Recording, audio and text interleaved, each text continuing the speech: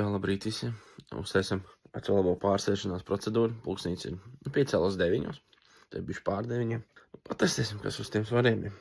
Ticamāk ņemsim šito kā starta svarīgi. Tas ir tas, ko es vakar teicu, ka būs tāds pats. Praktiski tā arī. Es praktiski, bet reāli tā arī ir identisks svars, kā bija pirms Ziemassvētkiem.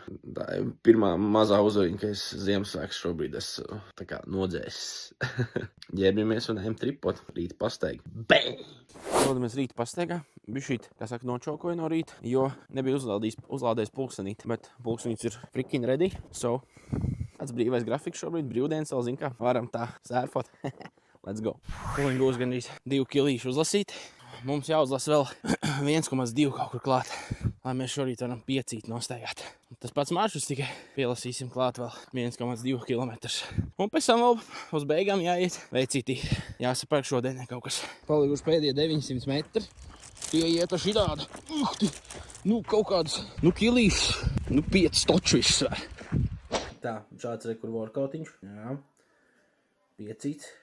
Aktīvās 550, totālās 762. Sirsniņi. Gains bija 10 metri. Tā lūk.